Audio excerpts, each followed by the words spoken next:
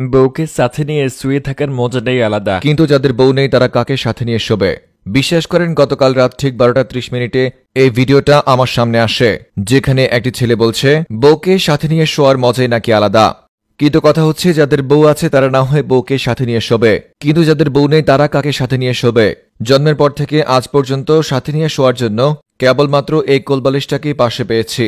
Single লাইফের এই দুর্দিনে স্ত্রীকে পাশে না পেলেও কোলবালিশকে কিন্তু ঠিকই পাশে পেয়েছি। তাই তো ধারণা করা যায় বিয়ের পর আমি স্ত্রীকে ভালো না বাসলেও কোলবালিশকে কিন্তু ঠিকই ভালোবেসে যাব।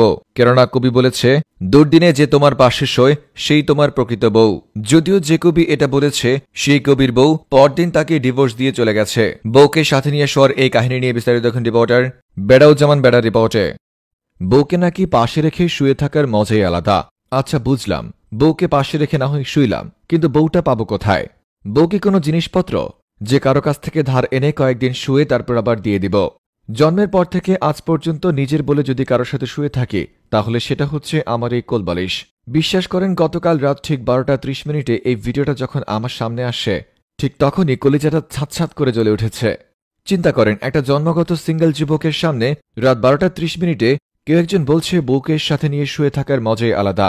তখন তাকে ঠিক কি করতে মন চায় বলেন? একে তো জন্মের পর থেকে পাশে শোয়ার মতো বউ নেই, তার উপর যেদিন রাতে এই ভিডিওটা দেখেছি সেদিন রাতে কোলবালিশের কাবার খুলে রোদে দিয়েছি, যে কারণে বালিশটাও ইউজ করতে পারিনি। যদি আপনিও আমার মতো সিঙ্গেল হয়ে থাকেন তাহলে আপনি সেদিন রাতে আমার ঠিক কি পরিমাণ কষ্ট হয়েছে সেটা বুঝতে পারবেন। ফেসবুকে কাপল ব্লগারদের এসব বউজামাই মিলে রংঢং করা ভিডিও দেখলে এমনি রাগ উঠে। তার উপর এমন ভিডিও যদি রাত 12টার পর দেখি তখন পুরো পৃথিবীটা বেসামাল হয়ে যায়।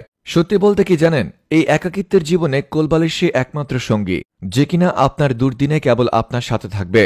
বাকি সব তো দুর্দিনে আপনাকে ছেড়ে চলে যাবে। ওই যে বলেছিলাম না, কবি বলেছে যে তোমার দুর্দিনে তোমার পাশে থেকেছে, তোমার পাশে শুয়েছে সেই তোমার বউ। অতএব কবির ভাষ্যমতে একমাত্র বউ হিসেবে গ্রহণযোগ্য আমার কোলবালিশই। তবে এক গোপন সূত্রে জানা গেছে যেদিন কবি এই কথা বলেছে সেদিন নাকি কবির বউ তাকে রেখে চলে গেছে। ধারণা করা যায় বউ চলে যাওয়ার পর থেকে কবি কেবল কোলবালিশকে সাথে নিয়েই পুরোটা জীবন কাটিয়ে দেয়। মাঝে মাঝে কোলবালিশের এমন নিঃস্বার্থ ভালোবাসা দেখে নিজের উপর ভয় হয়, যদি বিয়ের পর বউকে না ভালোবেসে কোলবালিশকে ভালোবেসে চাই তাহলে বউ যদি আমাকে ছেড়ে চলে যায় তখন আমি মানুষের সামনে মুখ দেখাবো কি করে? জানি না ভাই, এসব ভাবলেই কেমন জানি গায়ের কাটা লোম দিয়ে উঠে। গায়ের লোম কাটা দিয়ে উঠে। রিপোর্টার বেড়াউজ্জামান বেড়া ফ্রম নিউজ ভাইয়া।